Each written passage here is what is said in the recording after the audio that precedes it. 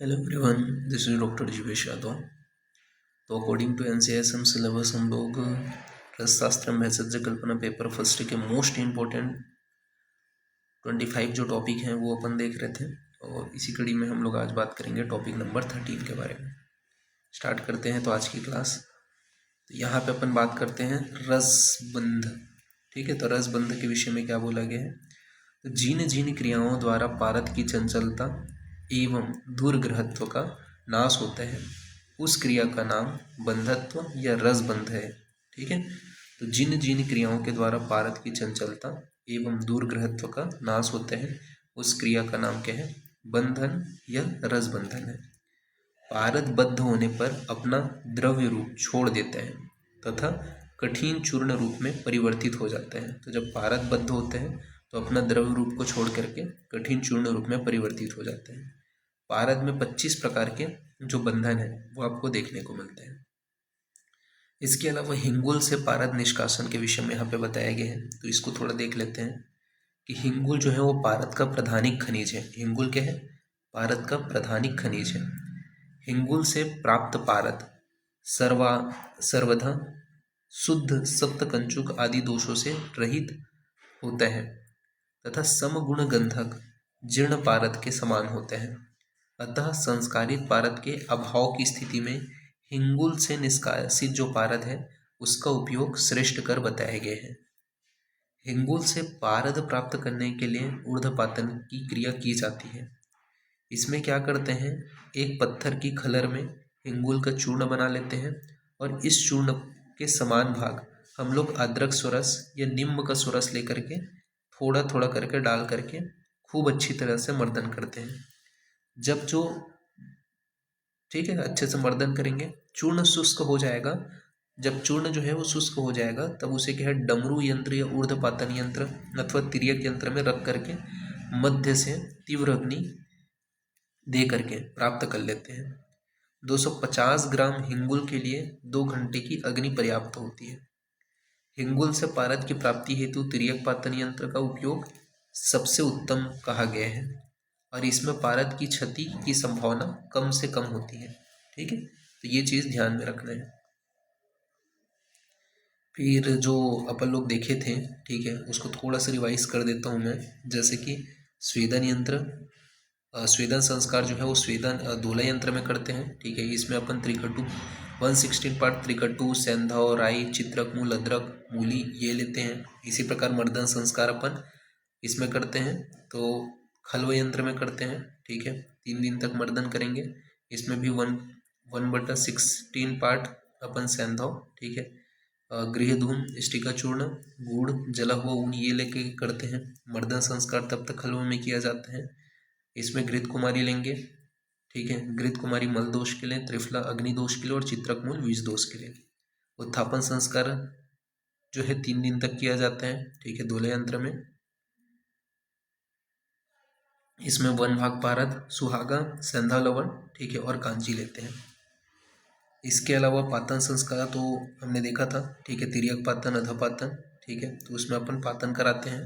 पहले पिष्टिका बना लेंगे नींबू स्वरस की भावना दे करके, फिर ठीक है, फिर बोधन संस्कार। तो बोधन संस्कार जो होता है वो दोला यंत्र में करते हैं।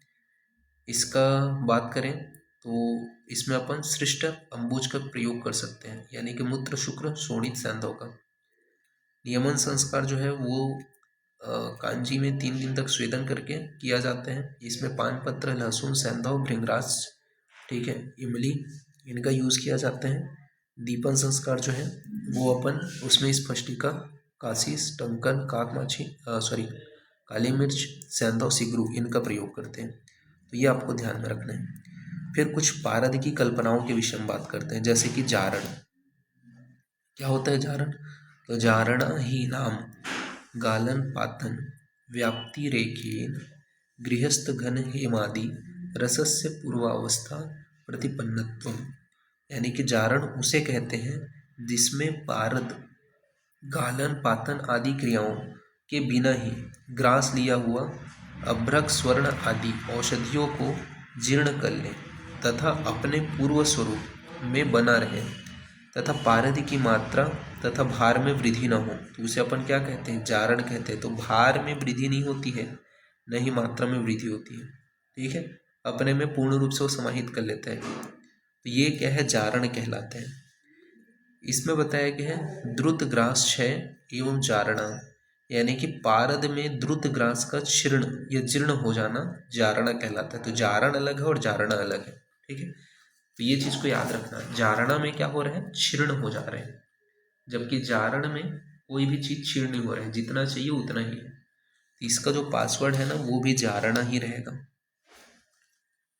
ठीक है। फिर जारणा के भेद बताए गए हैं। अब जारणा के अलग अलग टाइप होते हैं, जैसे कि प्रथम जो भेद है उसके अंतर्गत आपका भूचरी जारणा और खेचरी जारणा है, ठीक है। द्वितीय भेद में बाल जारणा, युवा जारणा, वृद्ध जारणा है, ठीक है। बाल जारणा में अपन समभाग पारद लेते हैं, जितना भाग समभाग मतलब इक्वल अमाउंट में अपन पारद लेंगे। युवा जारणा में 4 गुना भाग अपन पारद लेंगे और वृद्ध जारणा में 6 गुना भाग अपन लेते हैं। फिर तृतीय भेद के अंतर्गत आपका क्या आता है, तो तृतीय भेद के अंतर्गत आपका सम्मुख जारणा, निर्मुख जारणा और वासान्मुख जारणा आता है। तो सम्मुख, निर्मुख और वासान्मुख ये क्या है, तृतीय भेद के अंतर्गत आता है। तो ये आपको ध्यान में रखना है। फिर जारणा के 2 भेद हैं, भूचरी जारणा, खेचरी जारणा। भूचरी जारणा 3 भेद हैं, बाल जारणा, युवा जारणा, वृद्ध जारणा। बाल जारणा के अंतर्गत क्या क्या आता है, तो बाल जारणा के अंतर्गत अभ्रक जारणा, ठीक है, सर्वसत्व भस्म जारणा, माक्षिक सत्व भस्म जारणा, स्वर्ण जारणा और दिव्य औषधि जारणा आता है, ठीक है। अभ्रक जारणा के अंतर्गत अभ्रक पत्र जारणा, अभ्रक सत्व भस्म जारणा आता है। वृद्ध जारणा के अंतर्गत गंधक जारणा, स्वर्ण माक्षिक जारणा, हेम जारणा और रत्न जारणा आता है, ठीक है। तो ये आपको ध्यान में रखना है। इसके अलावा अभ्रक जारणा के अंतर्गत फर्दर इसके 3 भाग हैं, सम्मुख जारणा, निर्मुख जारणा, वासान्मुख जारणा, ठीक है। इसी प्रकार अभ्रक सत्व भस्म जारणा के अंतर्गत सम्मुख जारणा, निर्मुख जारणा और वासान्मुख जारणा, ये आपके टाइप्स बताए गए हैं, तो ये आपको ध्यान में रखना है। इसके अलावा दीपन संस्कार के बाद में महत्वपूर्ण 4 संस्कार गमन, भक्षण, चारण, गर्भद्रुति, बाह्यद्रुति के बाद में जारण संस्कार किया जाता है। तो दीपन संस्कार के बाद महत्वपूर्ण 4 संस्कार गमन, भक्षण, चारण, गर्भद्रुति, बाह्यद्रुति के बाद जारण संस्कार किया जाते हैं।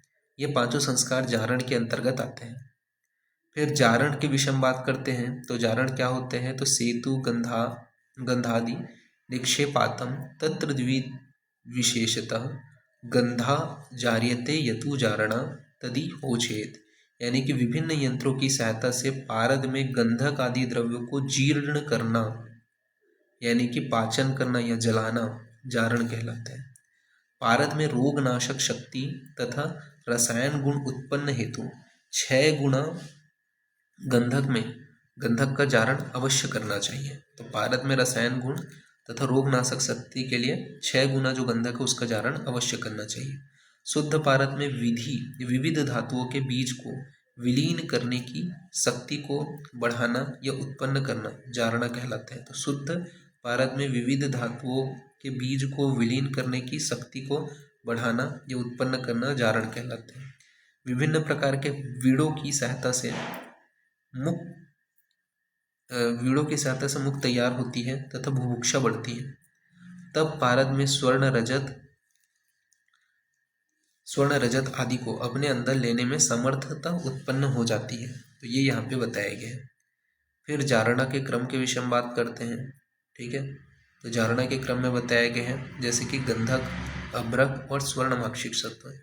तो गंधक में आपका बताया गया है जैसे कि रत्न आदि है, ठीक है। तो वंगपन, ठीक है, तथा नाग। इसके लिए अपन क्या है, हेम जो है उसका यूज करेंगे, ठीक है, हेम सत्व का यूज करेंगे। इसके अलावा गंधक जारण की विधि बताया गया। तो गंधक जारण की विधि 2 प्रकार का होते हैं, बहिर्धूम, अंतर्धूम। बहिर्धूम के विषय में आपको समझ में आ रहा है, धुआं बाहर निकल रहा है। अंतर्धूम यानी कि धुआं अंदर निकल रहा है, ठीक है।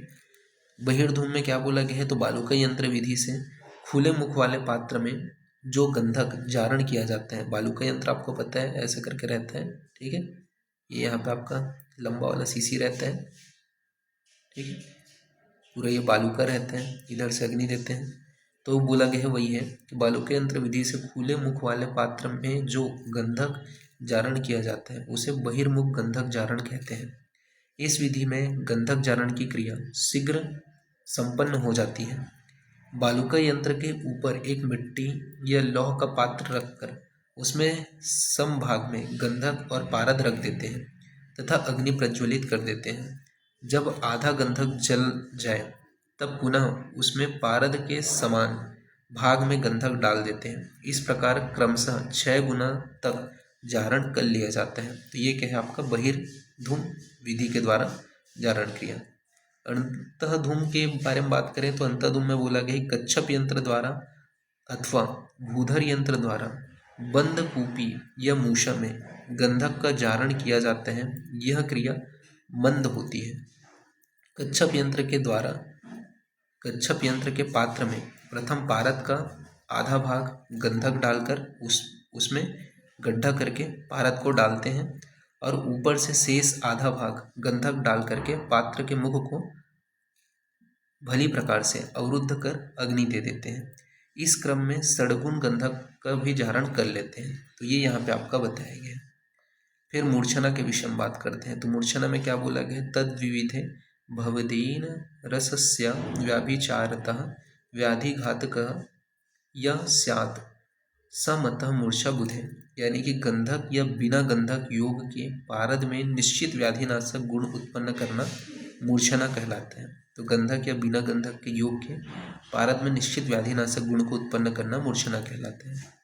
इसके अलावा आपका बोला गया है अथ व्याभिचारिते व्याधि घातकत्व मूर्छना, यानी कि पारद में निश्चित व्याधिनाशक शक्ति का आघात करना मूर्छना कहलाते हैं।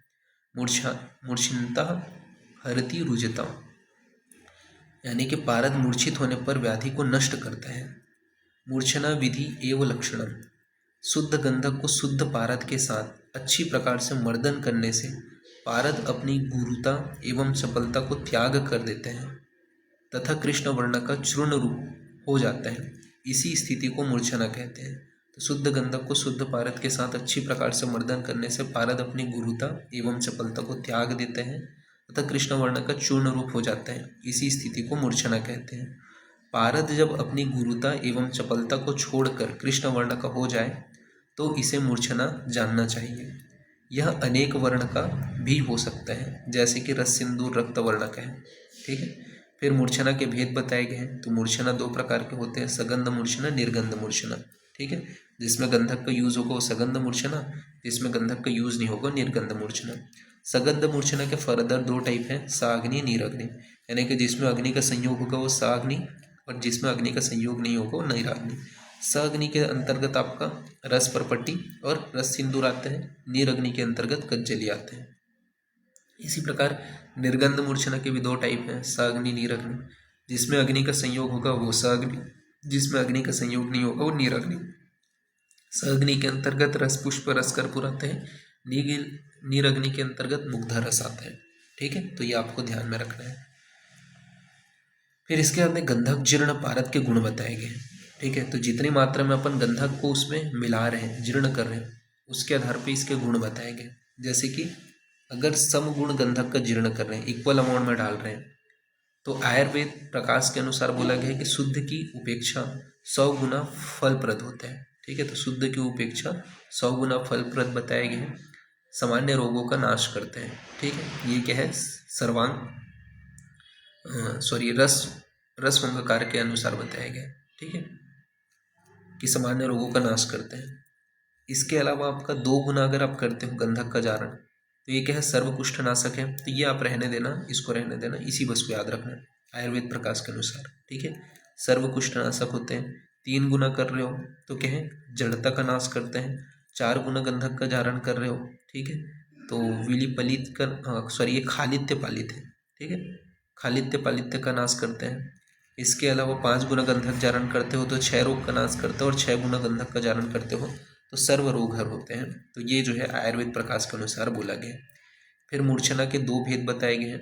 ठीक है, गंधपृष्टि व कज्जली। ठीक है, तो गंधपृष्टि के अंतर्गत गंधबद्ध आते हैं, जिसमें गंधक का जीर्ण होते हैं, जिसको अपन धातु पिष्टि बोलते हैं।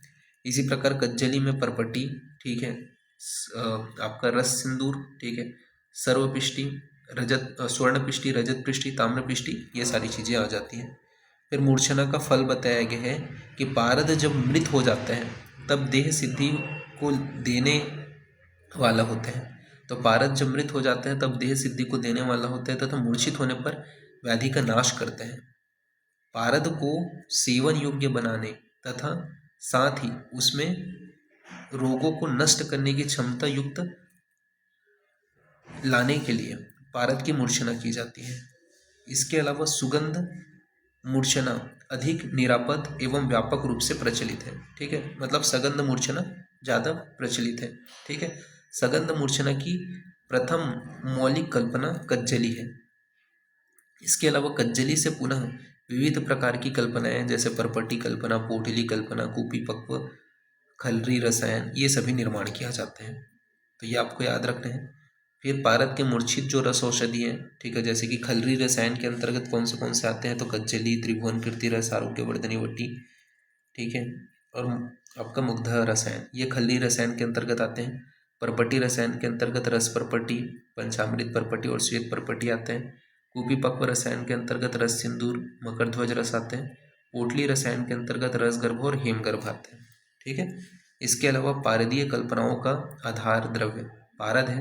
पारद का स्वयं एककीय रूप में न तो उपयोग किया जाता है, न ही वह औषधि स्वरूप होते हैं। औषधि गुण प्राप्ति हेतु उसमें विविध द्रव्य संयोग एवं स्वरूप परिवर्तन किया जाता है।